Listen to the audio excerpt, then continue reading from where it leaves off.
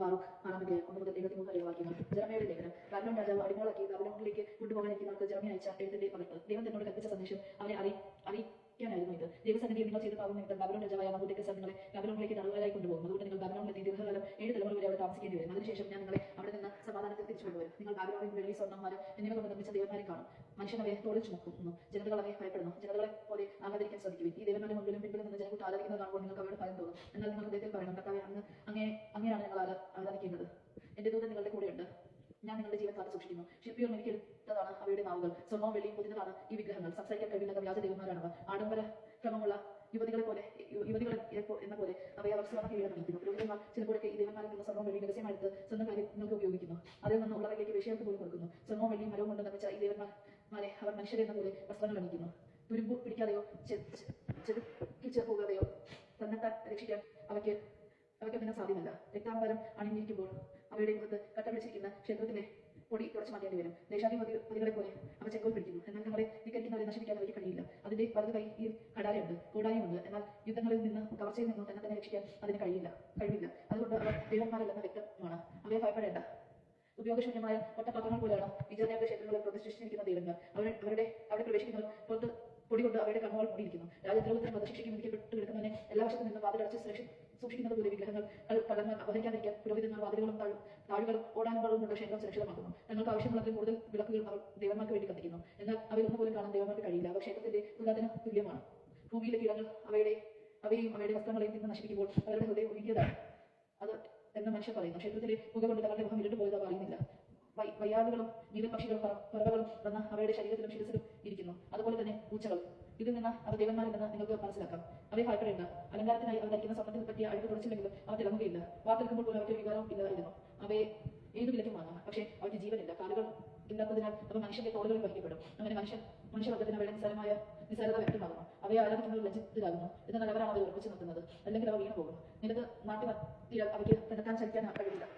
മറിച്ചിട്ടാൽ അവയ്ക്ക് നേരെ നിൽക്കാനാവില്ല. മരിച്ചവരുടെ മുൻപിൽ എന്ന പോലെയാണ് അവരുടെ മുമ്പിൽ കാഴ്ചകൾ അർപ്പിക്കുന്നത്. ഈ ദേവന്മാർക്ക് കാഴ്ചവെക്കുന്ന ദൈവവസ്തുക്കൾ പുരോഹിതന്മാർ പണം ഉപയോഗിക്കുന്നു. അതുപോലെ അവരുടെ ഭാര്യമാർക്ക് കുറെ എടുത്ത് ഉപ്പിട്ട് സൂക്ഷിക്കുന്നു. ദരിദ്രനും നിസ്സഹായർക്കും ഒന്നും കൊടുക്കുന്നില്ല. ആർത്തവകാലത്തും പ്രസവാന്തരവും സ്ത്രീകളാണ് ആ ദൈവവസ്തുക്കളെ സ്പർശിക്കുന്നത്. ഇക്കാരണങ്ങളാൽ അവ ദേവന്മാരല്ലെന്ന് നിങ്ങൾ അറിയുന്നു. അവയെ ഭയപ്പെടേണ്ട. അവയെ എന്തിന് ദേവന്മാരാണെന്ന് വിളിക്കണം. സ്വർണ്ണവും വെള്ളിയും മരവും കൊണ്ട് അവയ്ക്ക് സ്ത്രീകൾ ഭക്ഷണം വിളങ്ങുന്നു. അവരുടെ ക്ഷേത്രങ്ങളിൽ പുരോഹിതന്മാർക്ക് ഈ വസ്ത്രം ധരിച്ചു താടിയും തലയും ശൗര്യവും ചെയ്ത് ശിരസും മറയ്ക്കാതെയും ഇരിക്കുന്നു. മരിച്ചതിന് വേണ്ടിയുള്ള അടിയന്തരത്തിൽ ചിലർ ചെയ്യാറുള്ളതുപോലെ അവരുടെ മുമ്പിൽ അവർ അലറുകയും മറുപടി കൂട്ടുകയും ചെയ്യുന്നു. ഭാര്യമാരെയും മക്കളെയും അണിയിക്കാനായി പുരോഹിതന്മാർ തങ്ങളുടെ ദേവന്മാരുടെ വസ്ത്രങ്ങളിൽ ചിലതെടുക്കുന്നു. അവയോട് നന്മ ചെയ്താലും തിന്മ ചെയ്താലും പ്രതിഫലം നൽകാൻ അവയ്ക്ക് കഴിയില്ല. രാജാവിനെ നിയമിക്കാനോ സ്ഥാനഭ്രഷ്ടനാക്കാനോ അവയ്ക്ക് സാധിക്കുകയില്ല. അതുപോലെ തന്നെ സമ്പത്തോ പണമോ നൽകാൻ അവയ്ക്ക് കഴിയില്ല. ആരെങ്കിലും അവയോട് ശബ്ദം ചെയ്ത് അനുഷ്ഠിക്കാതിരുന്നാൽ അത് ഈടാക്കാൻ അവയ്ക്ക് സാധിക്കുകയില്ല. മരണത്തിൽ നിന്ന് മോചിപ്പിക്കാനോ ബലവാനിൽ നിന്ന് ദുർബലനെ രക്ഷിക്കാനോ അവയ്ക്ക് കഴിയുകയില്ല. അന്തുന കാഴ്ച നൽകാനോ ആകുലതയിൽ നിന്ന് ഒരുവനെ വിമുക്തനാക്കാനോ അവയ്ക്ക് സാധിക്കുകയില്ല. വിധവയോട് കാര്യം കാണിക്കാനോ അനാഥന് നന്മ ചെയ്യാനോ അവയ്ക്ക് കഴിയില്ല. തടി കൊണ്ട് നിർമ്മിക്കുകയും സ്വർണ്ണവും വെള്ളിയും കൊണ്ട് പൊതിയുകയും ചെയ്തിരിക്കുന്ന ഈ ദേവന്മാർ പർവ്വതങ്ങളിലെ കല്ലുകൾക്ക് സമമാണ്. അവയെ ആരാധിക്കുന്നവർ ലജ്ജിതരാകും. എന്നിട്ടും അവ ദേവന്മാരാണെന്ന് കരുതുകയും അപ്രകാരം അവയെ വിളിക്കുകയും ചെയ്യുന്നത് എന്തുകൊണ്ട്? ഇതിന് പുറമെ കൽദായർ പോലും അവയെ അവഹേളിക്കുന്നു. അവർ ഊമനെ കണ്ടാൽ ബാലിന്റെ അടുത്ത് കൊണ്ടുവന്ന് അവനെ സംസാരിച്ചു നൽകണമെന്ന് പ്രാർത്ഥിക്കുന്നു. ബാലിന് ഗ്രഹണശക്തി ഉണ്ടെന്നാണ് അവരുടെ വിചാരം. എന്നാൽ അവർക്ക് ഇത് മനസ്സിലാക്കി അവയെ ഉപേക്ഷിക്കാൻ കഴിയുന്നില്ല. കാരണം അവർക്ക് ബുദ്ധിയില്ല. സ്ത്രീകൾ അരയിൽ ചരട് ചുറ്റി വഴിയരികിൽ ഇരുന്ന് കുന്തുരുക്കത്തിന് പകരം തവിട് കുലയ്ക്കുന്നു. യാത്രക്കാരിൽ ആരെങ്കിലും അവളെ ആകർഷിക്കുകയും അവൾ അവരോട് കൂടെ ക്ഷയിക്കുകയും ചെയ്താൽ അവൾ തന്റെ അയൽക്കാരിയെ അധിക്ഷേപിക്കുന്നു. എന്നാൽ അവൾ തന്നെ പോലെ ആകർഷിത മുള്ളവളല്ല. അവളുടെ ചരട് പൊട്ടിച്ചതുമില്ല. അവയ്ക്ക് വേണ്ടി എന്ത് ചെയ്താലും അത് വ്രതമാണ്. എന്നിട്ടും അവ ദേവന്മാരാണെന്ന് ചിലർ കരുതുന്നു. അപ്രകാരം അവയെ വിളിക്കുകയും ചെയ്യുന്നത് എന്തുകൊണ്ട്? മരപ്പണിക്കാരും സ്വർണ്ണപ്പണിക്കാരുമാണ് അവ ഉണ്ടാക്കിയത്. ശില്പികൾ ആഗ്രഹിക്കുന്നതെല്ലാം അല്ലാതെ മറ്റൊന്നും ആകാൻ അവയ്ക്ക് സാധിക്കുകയില്ല. അവയെ ഉണ്ടാക്കുന്നവൻ പോലും ദീർഘകാലം ജീവിക്കുന്നില്ല. അങ്ങനെ എങ്കിൽ അവർ നിർമ്മിച്ച വസ്തുക്കൾ എങ്ങനെ ദേവന്മാരായിരിക്കാൻ സാധിക്കും? ഒരു തലമുറയ്ക്ക് ഗുണങ്ങളും നിന്നയും മാത്രമാണ് അവർ അവശേഷിച്ചിരിക്കുന്നത്.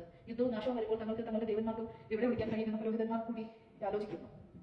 യുദ്ധത്തിൽ നിന്നും നാശത്തിൽ നിന്നും തങ്ങളെ തന്നെ രക്ഷിക്കാൻ സാധിക്കാത്തതുകൊണ്ട് അവ ദേവന്മാരല്ലെന്ന് എങ്ങനെ വിശ്വസിക്കാതിരിക്കും? അവ തടി കൊണ്ട് നിർമ്മിച്ചവയും സ്വർണ്ണവും വെള്ളിയും കൊണ്ട് പൊതിഞ്ഞവയുമായതുകൊണ്ട് കപട വസ്തുക്കളാണെന്ന് ഭാവിയിൽ അറിയപ്പെടും.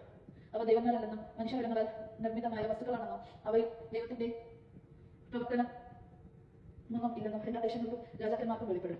അപ്പോൾ അവ ദൈവന്മാരല്ലെന്ന് ആർക്കും മനസ്സിലാകാതിരിക്കും. ദേശത്ത് രാജാവിനെ നിയമിക്കാനാണോ മനുഷ്യർക്ക് താഴെ മഴ നൽകാനാണോ അവയ്ക്ക് സാധിക്കുന്നില്ല. അവയ്ക്ക് സ്വന്തം കാര്യം സ്ഥാപിക്കാനോ നിരപരാധനെ മോചിപ്പിക്കാനോ സാധ്യമല്ല. എന്തെന്നാൽ അവ അശക്തമാണ്. അവ ആകാശത്തിനും ഭൂമിക്കും മധ്യയുള്ള കാക്കകളെ പോലെയാണ്.